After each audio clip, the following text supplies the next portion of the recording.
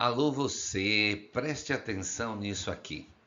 E se eu te disser que existe uma ideia sendo ensinada hoje que parece liberdade, mas na verdade é engano? A frase é: cada um tem sua verdade. Mas me responda, se cada um tem sua verdade, quem está certo? Então guarde esta palavra: quando tudo vira verdade, nada mais é verdade. Então comente aqui, eu fico com a Bíblia. Bem-vindos à lição de número 3, a falácia do relativismo ético-moral. Eu aqui, pastor Carlos Pereira Tavares, e estamos na EBD na Veia, canal de ensino da Escola Bíblica Dominical. E nesse domingo estamos estudando a lição dos jovens de número 3 da revista da CPAD, Casa Publicadora da Assembleia de Deus, no Brasil. O nosso texto principal é: ai dos que ao mal chamam bem e ao bem mal, que fazem da escuridade luz e da luz escuridade, e fazem do amargo doce e do doce amargo. Isaías, capítulo de número 5, verso 20. O resumo da nossa lição nos fala: a fé cristã afirma que Deus é a fonte da moralidade e que seus princípios revelados nas Escrituras são universais, imutáveis e essenciais para uma vida justa. Agora nós vamos para o nosso texto bíblico.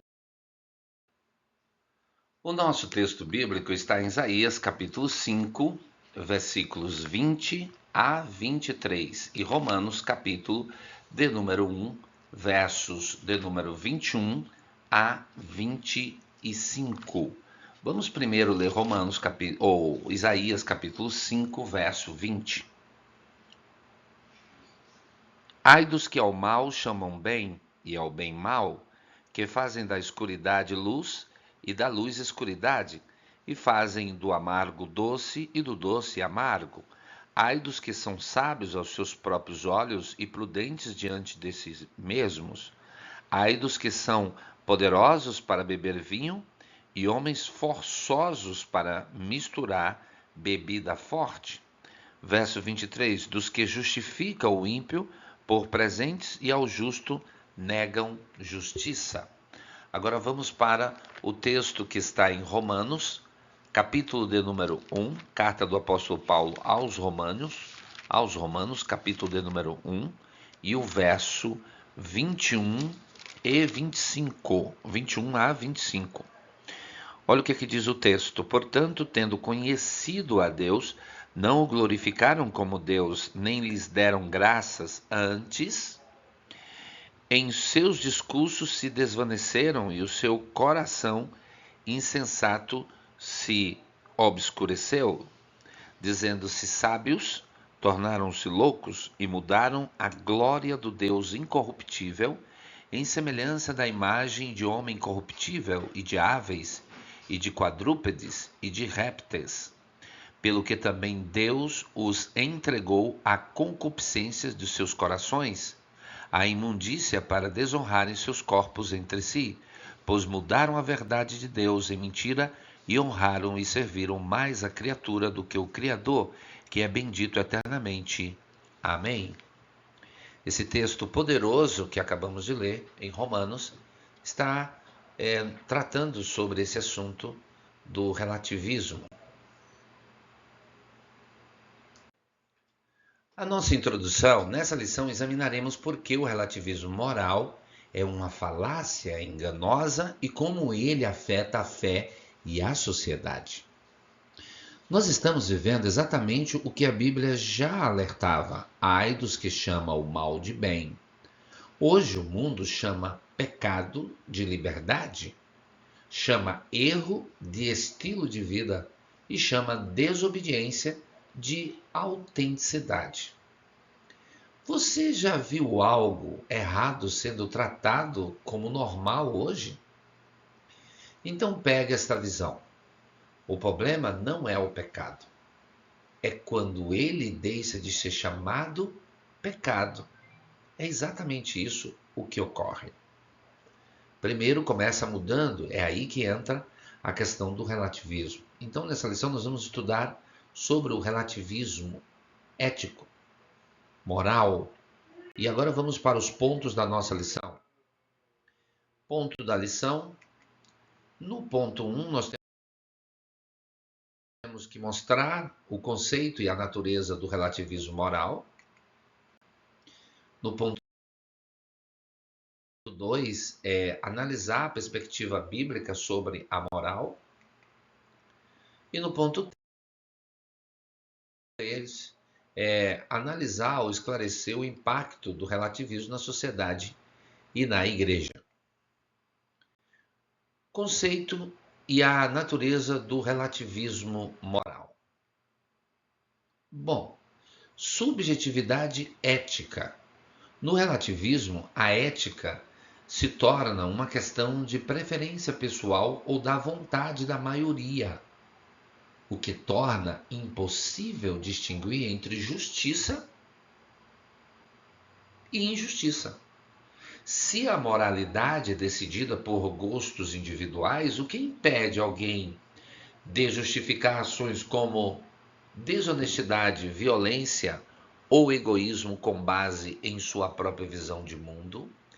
A ausência de um padrão objetivo torna toda condenação moral arbitrária. A ética cristã se opõe a essa subjetividade, pois se fundamenta em um Deus santo e imutável, que revelou sua vontade nas Escrituras.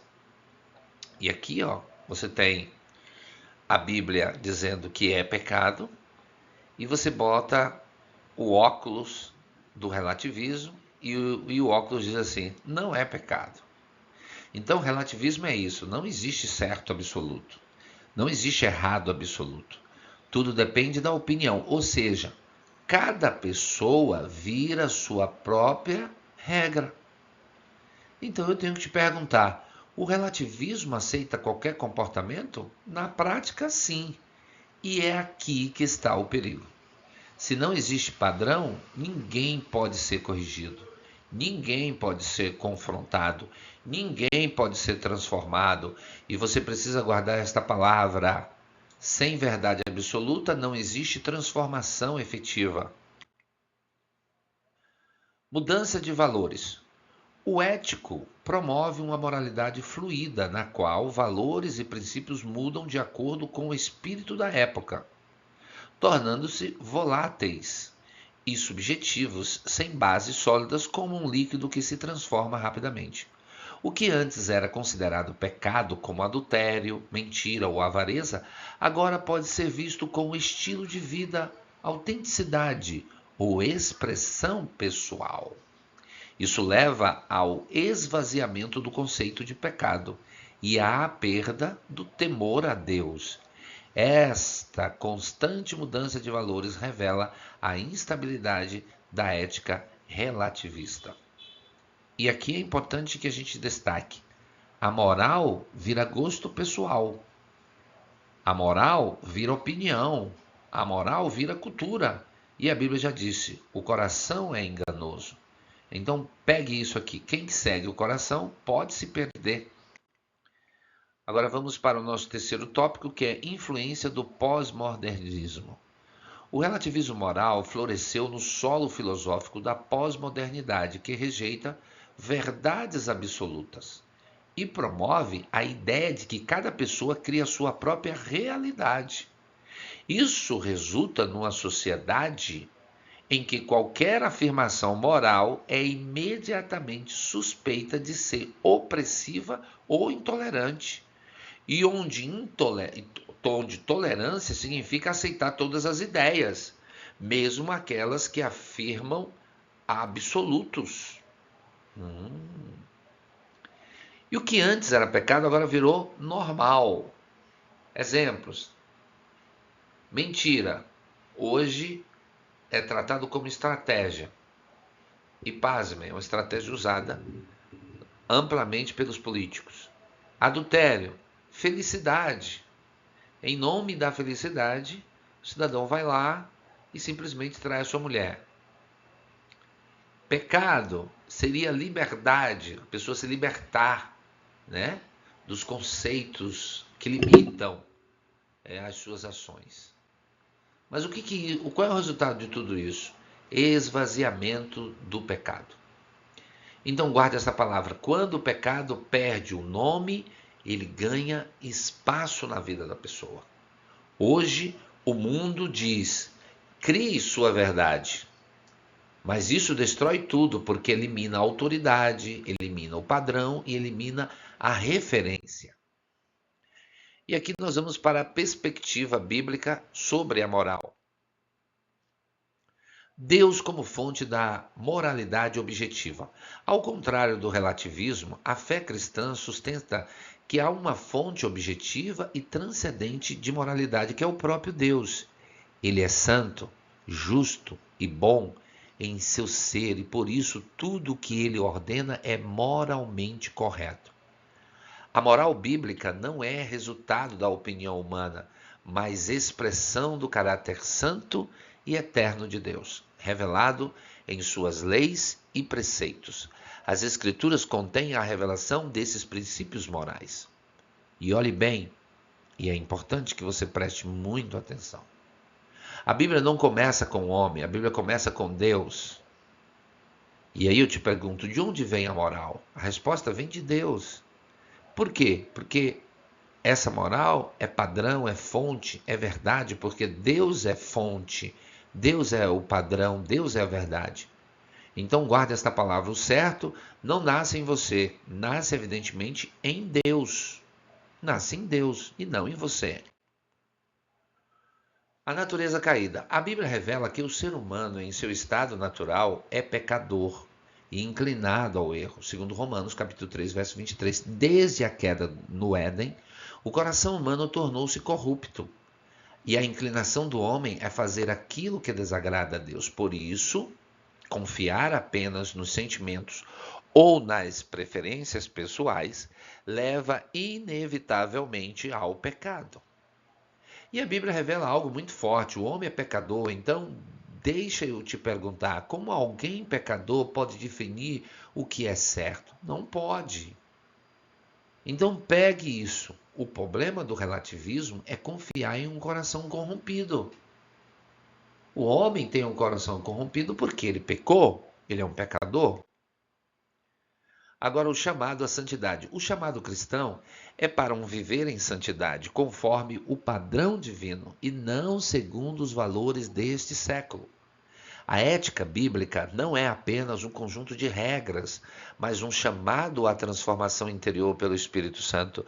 Deus nos chama a sermos santos como Ele é santo. Deus não diz assim, seja como quiser. Não, Ele disse, sede santos. Isso significa viver contra a cultura, viver pela palavra, viver com propósito. E você vive pela cultura ou você vive pela Bíblia? É uma pergunta. Só você pode responder. Você está atualmente vivendo pela cultura para agradar o seu ciclo de convivência ou você está vivendo pela Bíblia? Isso é uma pergunta. O impacto do relativismo na sociedade e na igreja. Bom, isso causa uma confusão moral. Uma das primeiras consequências do relativismo é a confusão entre certo e errado. Sem uma referência moral objetiva, as pessoas já não sabem mais o que é pecado e o que é virtude. Isso é exatamente o que o profeta Isaías denunciou. Ai dos que ao mal chamam bem e ao bem mal. Quando se apagam os limites morais, o erro se torna aceitável e a verdade ofensiva. Pasmem. Essa confusão moral, ninguém sabe mais, é uma confusão, ninguém sabe mais nada. Ninguém sabe o que é certo, ninguém sabe o que é errado, e o resultado disso tudo é uma inversão de valores. Os valores estão invertidos. Impressionante. Hoje o conceito de você ensinar a criança no caminho que deve andar, inclusive ensinando a criança a ela executar os seus devidos, as suas devidas atividades, né? Já hoje se diz que isso é escravidão. Eu fui ensinado a minha mãe a fazer as coisas e minha mãe me orientava a fazer. Eu trabalhava vendendo picolé, eu trabalhava vendendo meus serviços de transporte através de um carrinho de mão das, é, das, é, das compras, né, das freguesas que a gente ficava ali na frente da Cesta do Povo. Antiga Cesta do Povo. Alô você. Você que é desse tempo, escreve aqui. Eu conheci a Cesta do Povo. Então, o conceito hoje de trabalho para a criança é escravidão infantil. Isso é inversão de valores. Vender um picolé, uma criança vender um picolé, não pode. Eu ia para a escola, eu participava da escola. Eu entendo que hoje a criança precisa estudar também. Mas se ela ajudar nas tarefas ou em uma venda, você está desenvolvendo a habilidade daquela criança de venda, de relacionamento, né? E não deixando a criança o tempo todo na frente com um celular ali o tempo todo já, para começar a ter problemas na mão. Desde cedo começa a ter problema, né, de LER, né, que é lesão do movimento repetitivo. Vamos lá. Fragilidade espiritual. Se o pecado já não é reconhecido como tal, o arrependimento se torna desnecessário e o crente perde a sensibilidade à voz do Espírito Santo. Isso leva à frieza espiritual e à conformidade com o mundo. Porque se não existe pecado, não existe arrependimento, ok? E sem arrependimento não existe transformação. Então, coaduna com a realidade do relativismo, né? Você tem que ser o que você quiser. E agora estão surgindo a cada dia absurdos assim do tipo que nos deixa assim, meu Deus, como o mundo está maluco, porque as pessoas estão chegando à conclusão que ele não é um ser humano, ele é um animal, ele é um cachorro, ele é um gato, ele é uma ovelha, ele é um porco, ele é um pássaro, daqui a pouco vai querer voar, entendeu? Porque é o relativismo, é a verdade. A pessoa se acha aquilo, não, você é um ser humano, você tem faculdades de ser humano, você tem raciocínio. É só a situação inverter que a pessoa já muda logo. Eu estava assistindo um vídeo, né, de uma pessoa que estava se autodeclarando um cachorro e tendo o comportamento de um cachorro, né? Ali, ao invés de estar ereto como um homem está ereto, uma mulher está ereta, uma pessoa normal, né, anda normal, mas não, ela queria andar de quatro. E aí, e latindo também. Aí um cachorro entende que ali é um concorrente dele e parte para cima. O cachorro parte para cima como se fosse um outro cachorro e começa a morder. Aí a pessoa se levanta e pede ajuda e começa a gritar, porque, amados, esse relativismo leva a uma confusão mental, né? Nós somos seres criados por Deus, temos intelecto, temos vontade, temos alma, espírito e corpo, como estudamos no ano passado. E você pode rever aqui as lições, né, do ano passado, que falamos sobre a tricotomia do homem. O homem tem alma, tem espírito, tem corpo. Nós somos seres humanos, nós não somos animais, né? Então guarde isso. Quando o pecado desaparece, a santidade também desaparece. Agora vamos para terceiro e último. Testemunho da igreja. A missão da igreja não é adaptar a mensagem para agradar ao mundo, mas proclamar fielmente o Evangelho de Cristo, que confronta o pecado e oferece salvação. A verdade liberta, mas antes disso, ela confronta. A igreja precisa ser fiel à doutrina dos apóstolos, à santidade de vida e à autoridade da palavra. Quando a igreja aceita o relativismo, o que acontece? Ela perde a autoridade, ela perde a verdade, ela perde o poder. Mas a Bíblia diz, a igreja é a coluna da verdade. Então pega esta visão. A igreja não foi chamada para agradar, ela foi chamada para confrontar, tocar a trombeta em Sião. Nós temos que tocar a trombeta. Se as pessoas vão se perturbar, aí é uma questão das pessoas se perturbarem. Mas a nossa missão é exatamente anunciar o Evangelho. E agora a nossa conclusão. Nós chegamos aqui à conclusão e essa reflexão é importante. O relativismo ético-moral é uma falácia perigosa que tenta substituir a verdade divina por construções humanas frágeis e inconsistentes. Como cristãos, somos chamados a permanecer vigilantes, firmes na fé, praticando a justiça e sendo luz em um mundo que relativiza até o bem e o mal. Nossa resposta deve ser pautada no amor, mas também na fidelidade à verdade revelada por Deus. Só assim poderemos oferecer ao mundo não apenas uma opinião moral, mas a esperança segura de uma vida moldada pela ética do reino de Deus. E aqui nós chegamos a mais uma lição, mas eu preciso ser direto. Frases bonitas, mas perigosas, e tome cuidado com elas. Por exemplo, siga seu coração, faça o que te faz feliz, não julgue ninguém. Mas a Bíblia diz, existe verdade, existe pecado, existe caminho. Então guarde esta palavra em seu coração. Nem tudo que parece amor é verdade. Agora, me responda com sinceridade. Você decide baseado em Deus ou no que você sente? Você segue a Bíblia ou a cultura? Você vive a verdade ou você se adapta à verdade? Então pega essa visão aqui e guarde esta palavra poderosa. Quem negocia a verdade perde o destino. Alô você, não negocie a verdade, porque senão você pode perder o destino.